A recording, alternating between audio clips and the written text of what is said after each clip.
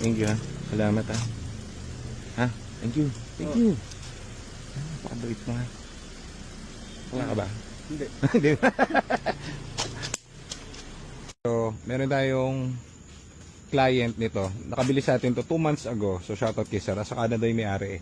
So, ngayon, bago ship fork and clutch na ito. Kaso, ang nangyari, marami kasi silang sasakyan. So, sobrang dami nila sasakyan. Madalang nilang gamitin. Sabi sa kanila nung bumili sila, gamitin nyo po lagi kasi ganda niyang unit nyo. 2018 to na EcoSport. Ngayon, ano nangyari? After 2 months siguro hindi ginagamit. Ang tawag dito, nalobat. Ngayon, nung nalobat, pinaandar nila. So, anong nangyari? Nagkaroon ng wala siyang usad ngayon na nangyari.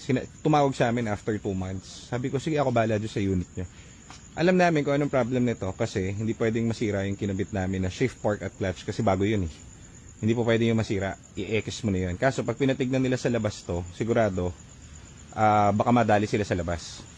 Diba? Yun ang mangyari. Kaya sabi ko, sige ako na lang bahala. So pinadala ko dito yung unit, tama nga yung hinala namin. Ito yung problem niya. Kapakita ko sa inyo kung ano yung problem niya. Para may knowledge din kayo. Ito. Backplate. Basag yung kanyang backplate. Ito. Yan.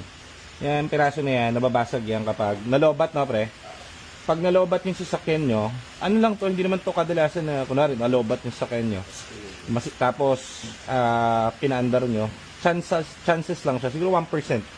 Siguro sa dami namin binenta namin EcoSport, siguro mga 2 pa lang napalitan namin ng ganyan.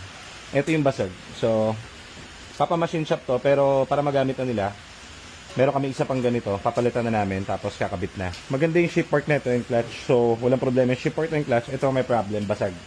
Yung malit na piraso na yan. Yan. So, bubuin na natin, tapos paparelease na natin bukas. So, thank you, sir.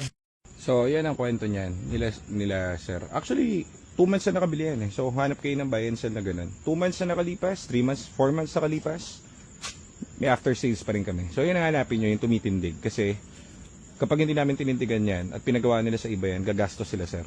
Eh, hindi nga sila pwedeng gumastos dahil napalitan na namin lahat ng dapat palitan dyan. Ngayon, kung tatanungin nyo ako kung ba't siya nababasag, yun yung design niya. Nalobat sila, which is tama naman, tinanong ko sila, nalobat naman talaga sila. Tapos, pinaandar bigla. So, nagkakaroon ng times na yung chance na yun, nababali yun, yung bell housing ngayon. So, bali yun, kaya walang arangkada. So, ngayon, madali lang yun. Tinool down namin ulit. Okay lahat ng shift fork and clutch, basag nga yung ano. Actually, diagnose namin, alam na namin agad eh. Hindi kasi nga pwede mangyari na masisira yung kinabit namin. Malabo. Chances nun, kaya siya nasira dahil dun sa lobat niya.